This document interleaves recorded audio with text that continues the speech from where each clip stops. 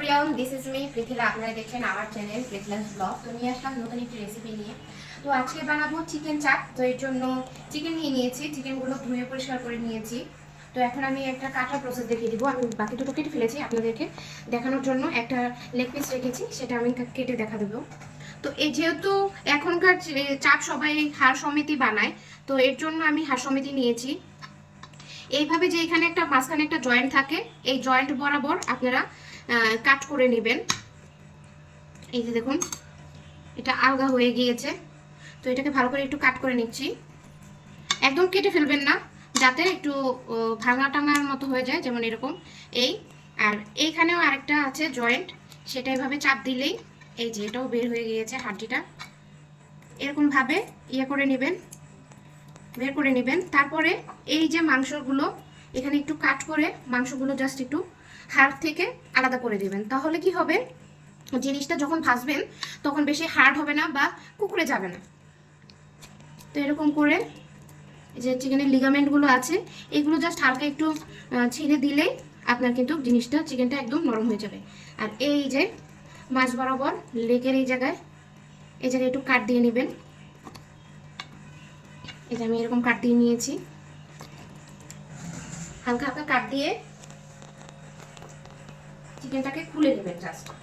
আপনারা চাইলে হাড়টা বের করেও ফেলতে পারেন, বাট আমি হাড়টা বের করবো না, আমি হাড় সমেত আজকে চিকেন চাপটা বানাবো। উপরের সাইডটাও একটু আপনারা কাট করে দিবেন, যাতে মশলাগুলো যখন মাখাবো তখন যাতে এগুলো সবগুলো এই কাটের মধ্যে ঢুকে যায়, মাংসের ভিতরে ঢুকে যায়। তো দেখলেন আগে কিরকম ছোট ছিল, ছোট দেখাচ্ছে, এখন এটা কত বড় হয়েছে জাস্ট আপনি হাড়টা কেটে নেওয়ার জন্য। তো এইভাবে আমি এইটাও কেটে ফেলেছি।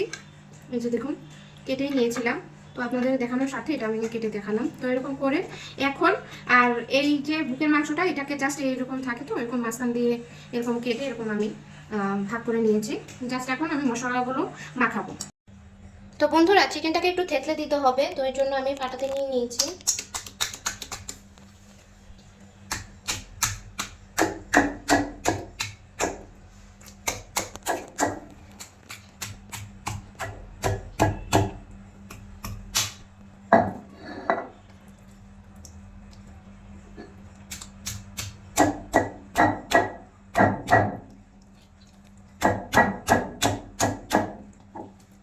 এরকম করে সবগুলো আমি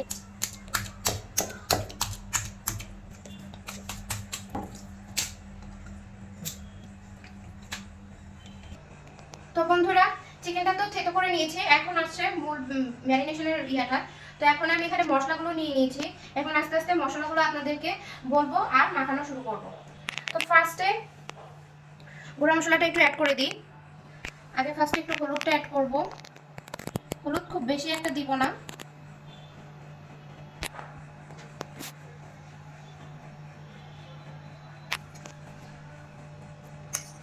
পেঁয়াজ বাটা, রসুন বাটা,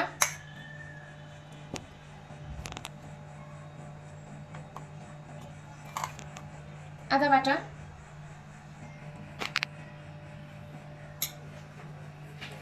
তো এটাকে ভালো করে মাখাবো আগে।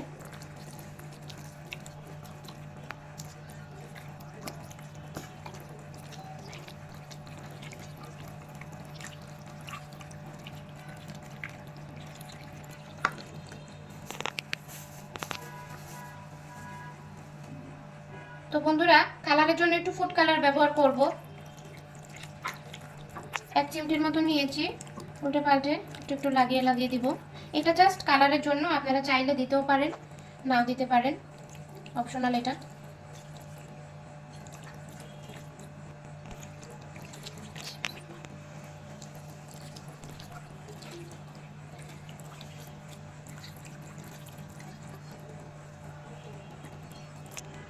তো এটা দিব গরম মশলা বাটা। গরম মশলার মধ্যে নিয়েছি এলাচ, দারচিনি, জিরা আর একটু ধনিয়া, সবকিছু একসাথে আমি পাটায় বেটে নিয়েছি। আজকে সব মশলাগুলো আমি পাটায় বেটেছি, এটা আসলে মূলত পাটায় বেটে মশলাটাই ভালো লাগে। এরকম সবগুলোর সাথে ভালো করে মাখিয়ে নেব।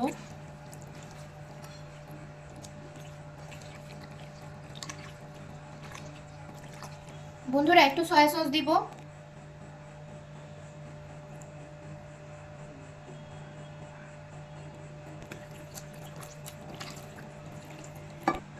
তো বন্ধুরা 1 চামচের মতো টমেটো সস নিয়েছি, এটাও মাখিয়ে দিব।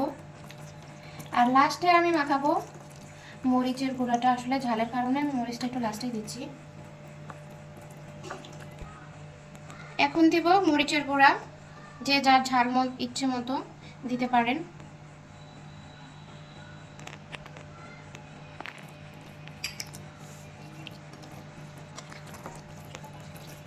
এই মশলাটা মাখিয়ে আমি প্রায় 1 ঘন্টার মতো রেখে দিব। আপনারা চাইলে 20 মিনিট পরেও বানাতে পারেন, যেহেতু আমার হাতে সময় আছে তাই আমি 1 ঘন্টা রেখে দিচ্ছি। বন্ধুরা এখন একটু আমি বেসন দিব, জাস্ট এটা বাইন্ডিং এর জন্য। পরবর্তীতে আমি বেসন দিয়ে আবার এটাকে কোট করে যখন ভাজবো তখন দিব, বাট এটা আগে একটু দিয়ে নিচ্ছি, জাস্ট এটা যেন একটু এই মশলাগুলোকে একত্রে রেখে দেয় এই মাংসগুলোর সাথে, এর জন্য।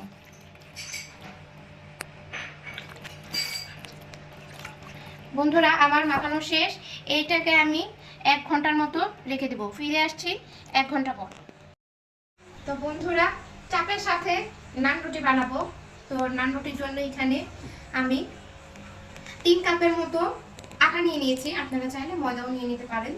এখন আমি এটার সাথে অ্যাড করব ইস্ট, এই যে ইস্ট। তো এটা আমি অ্যাড করব প্রায় 1.5 চামচের মতো।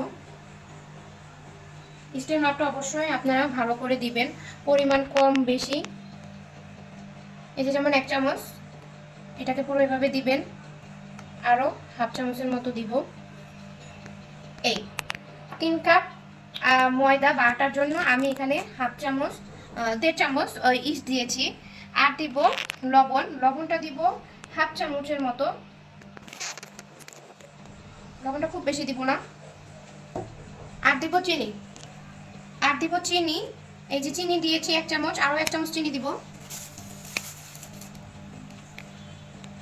আর দিব সয়াবিন তেল,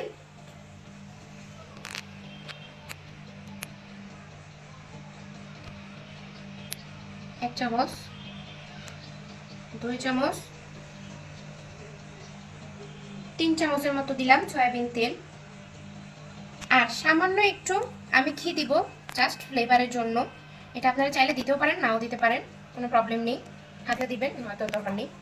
এখন ভালো করে মাখাতে হবে,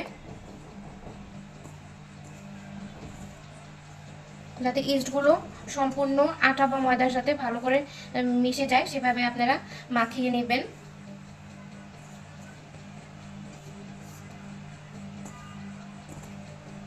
তো বন্ধু আমি ভালো করে এটা করে ফেলেছি। এখন আমি দুধটা অ্যাড করব। এখানে আমি গরম দুধ নিয়েছি, একদম ফুল ক্রিম দুধ। তো এটা আস্তে আস্তে দিব আর মাখাবো। ডোটা বেশ নরম নরম হবে। এটা কিন্তু আপনারা ধরতেই পারবেন, দেখুন আমি যেহেতু হাতে মাখছি, আমার হাতে কিন্তু খুব বেশি একটা জ্বালা করছে না। তো সেই রকমভাবে গরম থাকা অবস্থায় আপনারা কিন্তু এই ডোটা মাখাবেন। এটা আস্তে আস্তে দিবেন, পুরো দুধ একসাথে দেওয়ার চেষ্টা করবেন না, তাহলে কিন্তু জিনিসটা ভালো করে বুঝবেন না আপনারা, বেশি নরম হয়ে যাবে। তো সাইডে সাইডে দিয়ে দিয়ে আস্তে আস্তে এটাকে একটা ডোর আকার শেপ দিয়ে নেব। তো বন্ধুরা দেখুন কত সুন্দর করে এটাকে মেখে নিয়েছি। প্রায় 1 কাপের মতোই আমার দুধ লেগেছে, সম্পূর্ণ দুধটাই লেগেছে। তো এটাকে সুন্দর করে এখন আমি রেস্টে রেখে দিব প্রায় ঘন্টা খানিকের মতো। তো এটার উপরে একটু তেল দিয়ে দিব, যাতে উপরটা শুকিয়ে না যায়। তো এই যে তেলটা এভাবে দিয়ে এইভাবে করে দিব, যাতে উপরের অংশটা শুকিয়ে শক্ত হয়ে না যায়। এটা দেখবেন ফুলে যাবে। এটাকে আমি এখন একটা ঢাকনা দিয়ে ঢেকে রেখে দিব। আপনারা চাইলে র্যাপিং পেপার দিয়েও ঢেকে দিতে পারেন। তো বন্ধুরা ফিরে আসলাম 1 ঘন্টা পর। এটাকে তো ম্যারিনেট করে রেখে দিয়েছি, দেখুন। এখন এটাকে আমি ফ্রাই করে নিব। তো ফ্রাই করার জন্য তেলটা গরম বসিয়ে দিয়েছি। চুলার আঁচটা মিডিয়াম করে রাখবো, খুব বেশি আঁচ দিয়ে দিলে এটা পুড়ে যাবে, এর জন্য মিডিয়াম করে রেখেছি।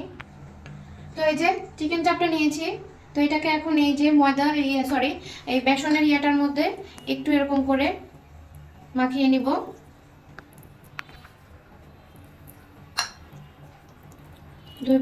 দুই সাইডে যেন এটা লেগে যায় সেভাবে। খুব বেশি লাগানো লাগবে না, জাস্ট আপনার এরকম চেপে চেপে যতটুকু লাগে ততটুকু লাগালেই হয়ে যাবে জিনিসটা। তো এখন এটাকে আমি এই ফ্রাই প্যানের মধ্যে দিয়ে দিব। চুলার আঁচটা কিন্তু অবশ্যই মিডিয়ামে রাখবেন। তো একটা একটা করে ভাজতে হবে, যেহেতু ফ্রাই প্যানটা ছোট। তো বন্ধুরা, এটা একটু ধৈর্য সহকারে মানে আস্তে আস্তে সময় নিয়ে এটাকে ভাজতে হবে। এক পাশ আগে হোক, তারপরে আমি পরের পাটটা উল্টে দিব। আর চুলার আঁচটা সবসময় মিডিয়ামে রাখবেন, যেহেতু মাংসটা কাঁচা, তো এটা তো সিদ্ধ হতে হবে, তো এর জন্যই চুলার আঁচটা মিডিয়ামে রাখবো। তো বন্ধুরা, আস্তে করে উল্টে দিচ্ছি।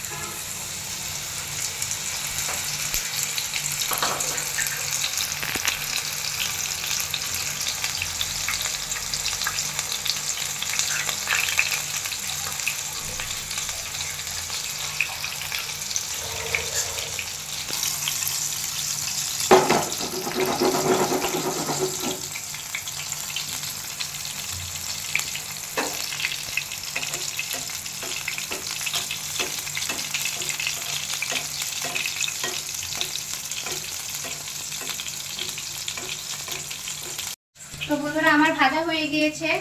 এখন একটু তেলটা জাস্ট এরকম একটু সাইড করে রাখলে তেলটা পড়ে যাবে। তো এরকম করে আমি পুরো 3টা চাপি বানিয়ে নিয়েছি। দেখুন দেখতে কত সুন্দর হয়েছে। তো এখন আমি যাব নান বানাতে। তো বন্ধুরা, ফিরে আসলাম 1 ঘন্টা পরে। এই যে রুটিটা তো মেখে রেখেছি, দেখুন কত সুন্দর ফুলে ডাবল হয়ে গিয়েছে। তো এটার ভিতরে বাতাস জমে গিয়েছে, এখন এটাকে বাতাসটা বের করে ভালো করে মেখে নিতে হবে। দেখুন কত সফট হয়ে গিয়েছে।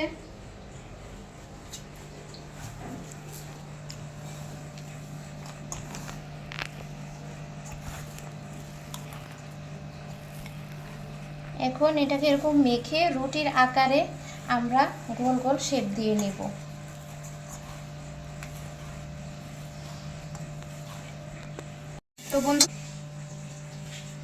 তো আমি এগুলোকে লেচি কেটে নিয়েছি, রুটি বানাবো।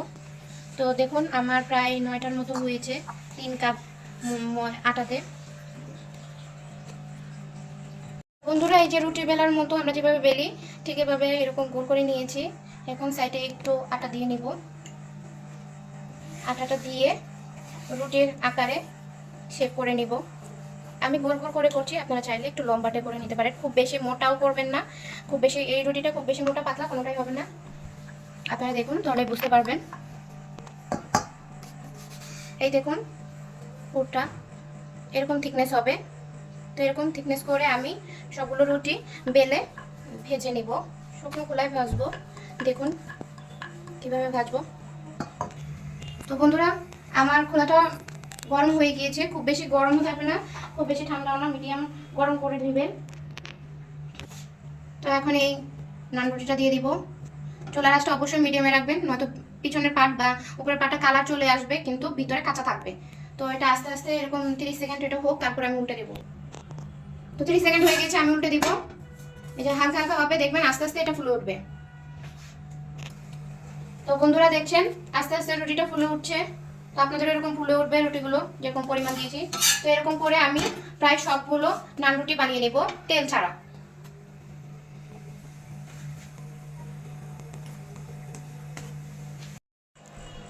তো বন্ধুরা, বানিয়ে ফেললাম চিকেন চাপ আর নান রুটি বাসায় খুব সহজে, ঘরোয়া কিছু মশলা দিয়ে। তো আপনারাও এরকম বানিয়ে খেয়ে দেখবেন, আশা করি ভালো লাগবে। আর আমার চ্যানেলের পাশে থাকবেন, লাইক কমেন্ট সাবস্ক্রাইব করে আমার চ্যানেলের পাশে থাকবেন। আর পাশে থাকা বেল আইকনটি অবশ্যই প্রেস করে রাখবেন।